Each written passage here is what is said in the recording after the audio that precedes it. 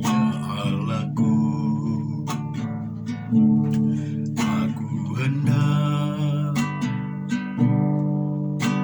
bermazmur bagimu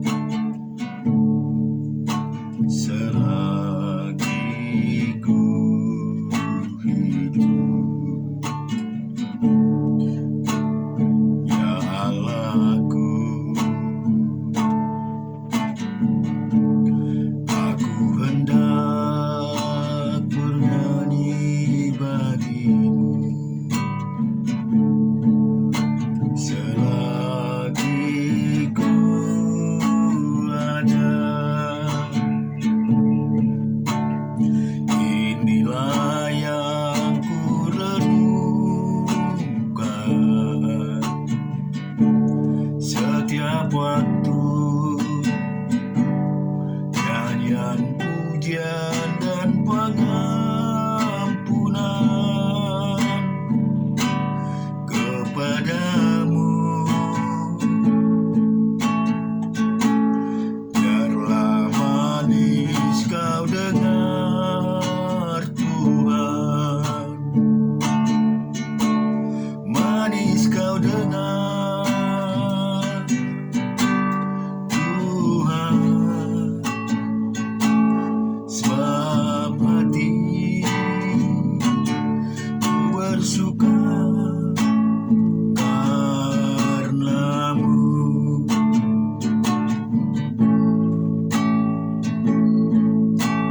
Ya Allahku,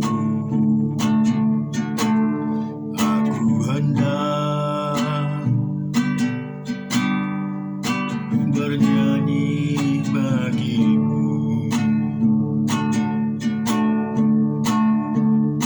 selagi ku hidup. Ya Allahku, aku hendak bernyanyi bagimu selagi ku ada. Inilah yang ku renungkan setiap waktu, nyanyian pujian dan pengampunan kepadamu. Biarlah manis kau dengar Tuhan, manis kau dengar Tuhan, sebab hatiku bersuka karenamu. Terima kasih ya Tuhan, terima kasih Bapa buat hari yang indah ini. Engkau Allah yang selalu menolong kami, Engkau Allah yang selalu memberikan sukacita bagi kami. Pemeliharaan-Mu sungguh nyata ya Bapa. Biarlah kiranya hari ini Tuhan, Engkau selalu melawat hidup kami. Pimpinlah setiap langkah kami Bapa. Terpuji nama-Mu, haleluya, amin. Salam, kita akan baca firman Tuhan dan kita akan renungkan buat hari ini. Terambil dari Keluaran pasal yang ke-26 ayat yang 11 sampai 37.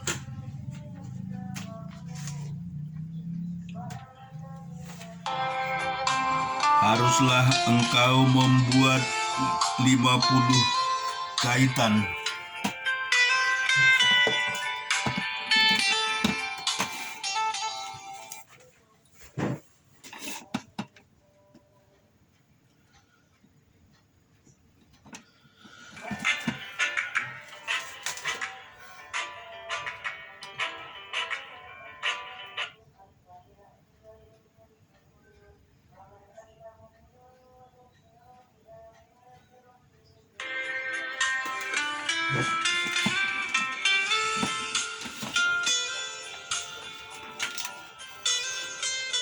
Haruslah engkau membuat 50 kaitan tembaga dan memasukkan kaitan itu ke dalam sosok-sosok dan menyambung tenda-tenda kemah itu supaya menjadi satu.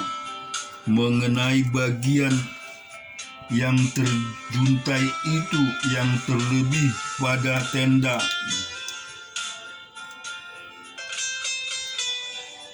kemah itu haruslah setengah dari tenda yang berlebih itu menjuntai di sebelah belakang kemah suci, sehasta di sebelah sini dan sehasta di sebelah sana.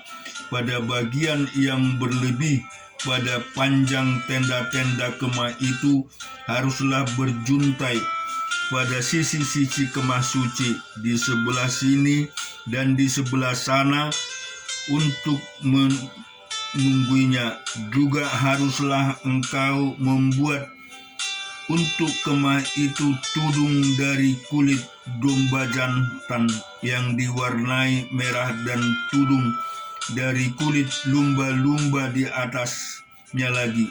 Haruslah engkau membuat untuk kemah suci papan dari kayu penanga yang berdiri tegak, 10 hasta panjangnya, 1 papan dan 1,5 hasta lebarnya tiap-tiap papan. Tiap-tiap papan harus ada 2 pasaknya yang disengkang satu sama lain. Demikianlah harus kau perbuat dengan segala papan kemah suci. Haruslah engkau membuat papan-papan untuk kemah suci, 20 papan pada sebelah selatan, dan haruslah kau buat 40 alas perak di bawah kedua 10 papan itu, 2 alas di bawah 1 papan untuk kedua pasaknya, dan seterusnya 2 alas di bawah setiap papan untuk kedua pasaknya. Juga untuk sisi yang kedua dari kemah suci pada sebelah utara kau buatlah 20 papan dengan 40 alas peraknya, 2 alas di bawah 1 papan dan seterusnya 2 alas di bawah setiap papan untuk sisi belakang kemah suci pada sebelah barat. Haruslah kau buat 6 papan. 2 papan haruslah kau buat untuk sudut kemah suci di sisi belakang. Kedua papan itu haruslah kembar pasaknya di sebelah bawah, dan seperti itu juga kembar dipasaknya di sebelah atas di dekat gelang yang satu itu. Demikianlah harus kedua papan itu, haruslah ia merupakan kedua sudutnya. Jadi harus ada 8 papan dengan alas peraknya, 16 alas, 2 alas di bawah 1 papan dan seterusnya 2 alas di bawah setiap papan.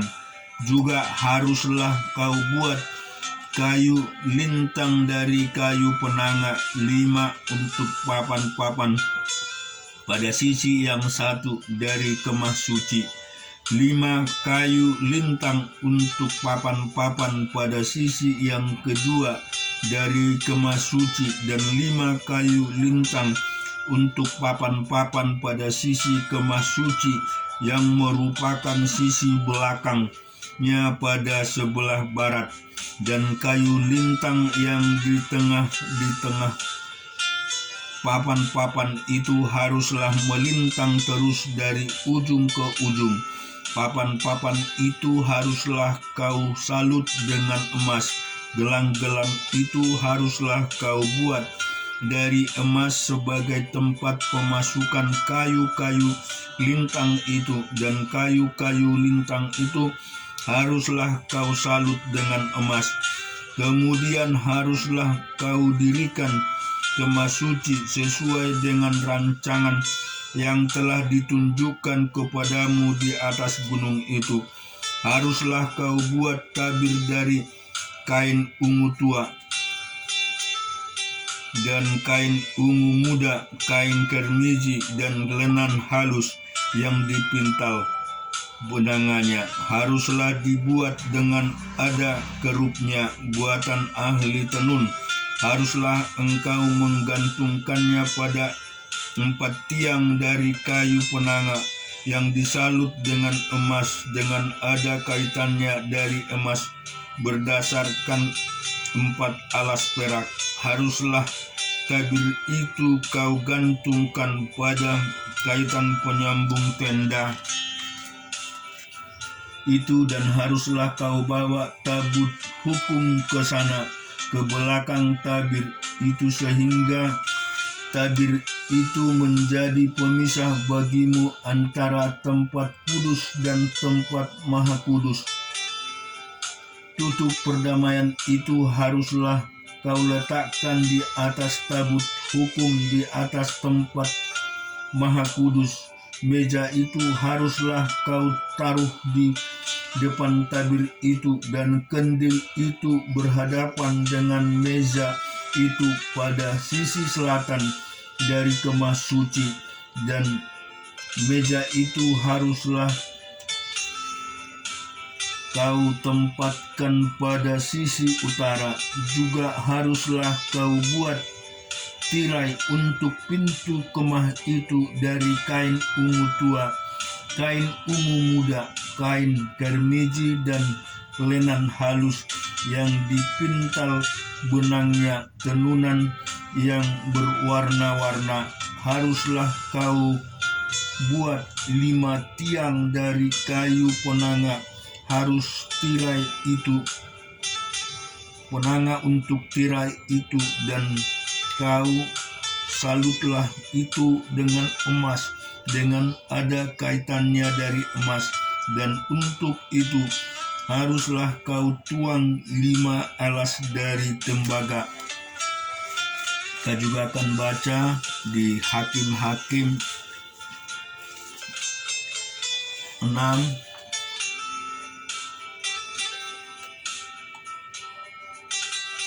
ayat 1 sampai dengan 31.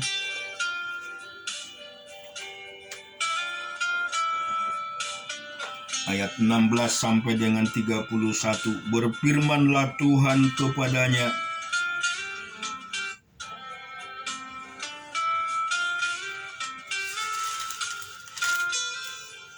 Hakim-Hakim 5 ayat 16. Mengapa engkau tinggal duduk di antara kandang-kandang sambil mendengarkan seruling memanggil kawanan? Di pihak pasukan-pasukan suku Ruben ada banyak pertimbangan. Orang Gilead tinggal diam di seberang sungai Yordan, dan suku Dan, mengapa mereka tinggal dekat kapal-kapal? Suku Aser duduk di tepi pantai laut, tinggal diam di teluk-teluknya. Tetapi suku Zebulon ialah bangsa yang berani mempertaruhkan nyawanya.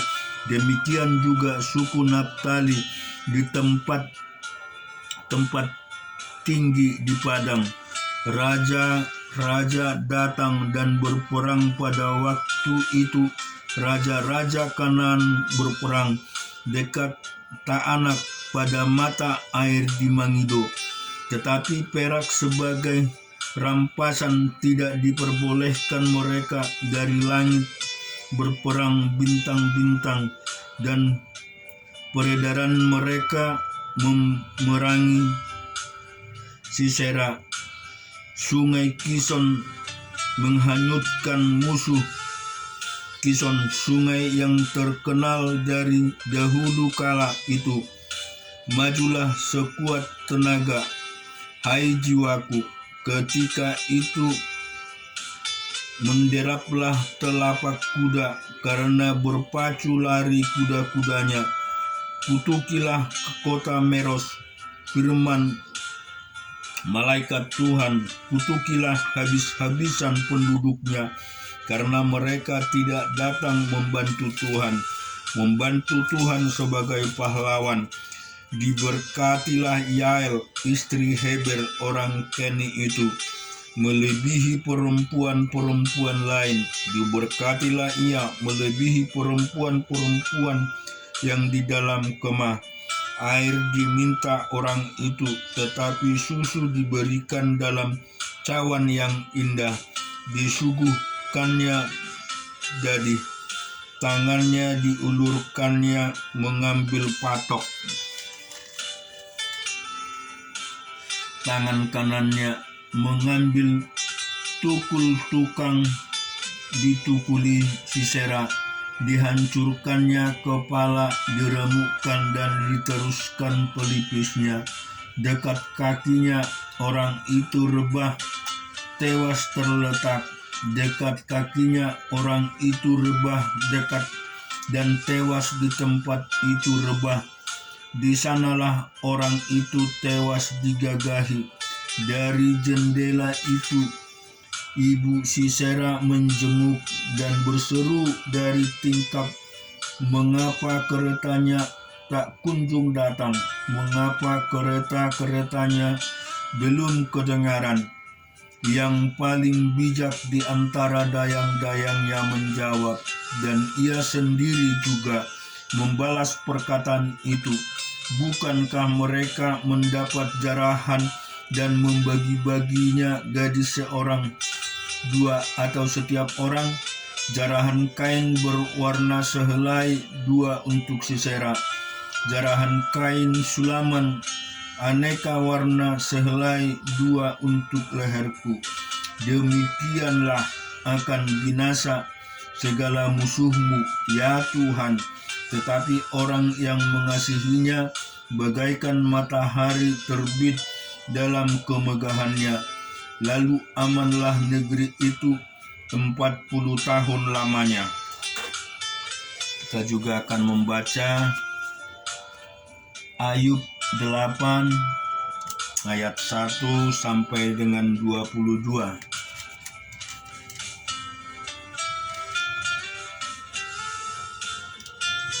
Maka berbicaralah bidat orang Suah, berapa lama lagi engkau akan berbicara begitu?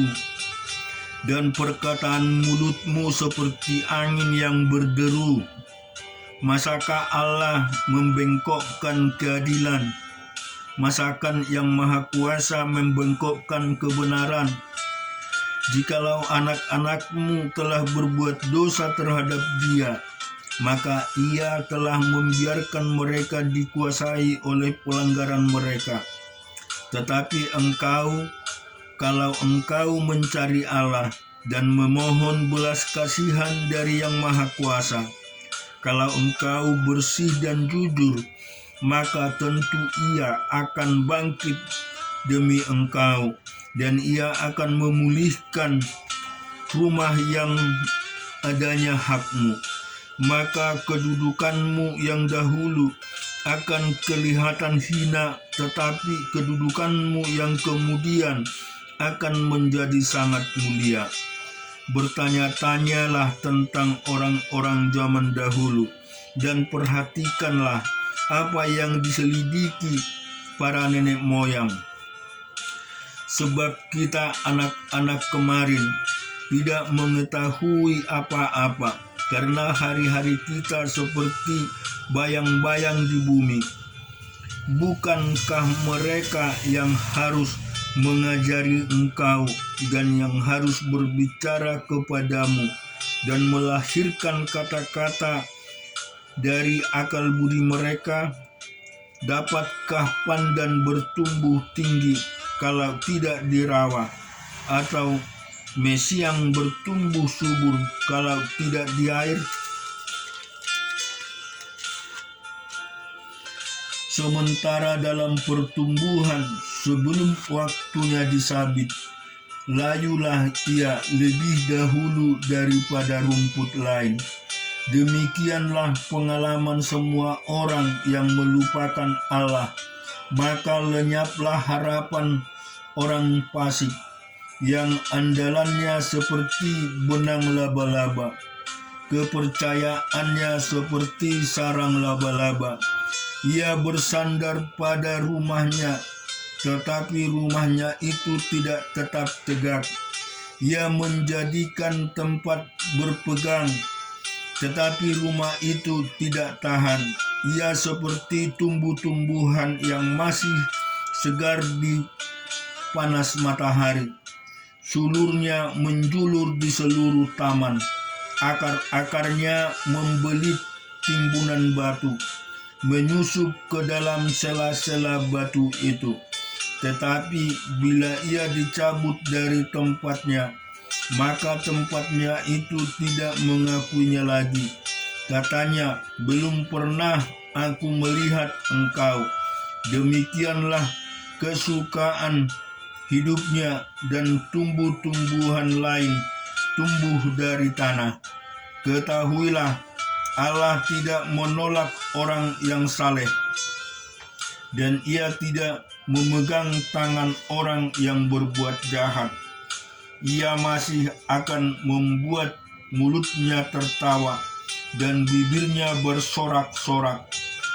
Pembencianmu akan terselubung dengan malu, dan kemah orang fasik akan tidak ada lagi. Dan kita melihat di Perjanjian Baru,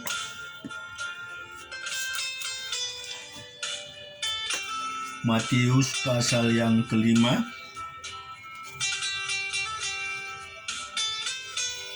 ayat 1 sampai dengan 16. Ketika Yesus melihat orang banyak itu, naiklah ia ke atas bukit, dan setelah ia duduk, datanglah murid-muridnya kepadanya. Maka Yesus pun mulai berbicara dengan mengajar mereka, katanya, "Berbahagialah orang yang miskin di hadapan Allah, karena merekalah yang empunya kerajaan surga. Berbahagialah orang yang berduka cita, karena mereka akan dihibur. Berbahagialah orang yang lemah lembut, karena mereka akan memiliki bumi. Berbahagialah orang yang lapar dan haus akan kebenaran, karena mereka akan dipuaskan.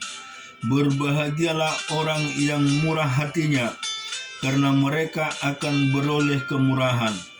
Berbahagialah orang yang suci hatinya, karena mereka akan melihat Allah. Berbahagialah orang yang membawa damai, karena mereka akan disebut anak-anak Allah. Berbahagialah orang yang dianiaya oleh sebab kebenaran, karena merekalah yang empunya kerajaan surga. Berbahagialah kamu jika karena aku kamu dicela dan dianiaya, dan kepadamu difitnahkan segala yang jahat. Bersukacita dan bergembiralah, karena upahmu besar di surga. Sebab demikian juga telah dianiaya nabi-nabi yang sebelumnya. Kamu adalah garam dunia. Jika garam itu menjadi tawar, dengan apakah ia diasinkan? Tidak ada lagi gunanya selain dibuang dan diinjak orang. Kamu adalah terang dunia.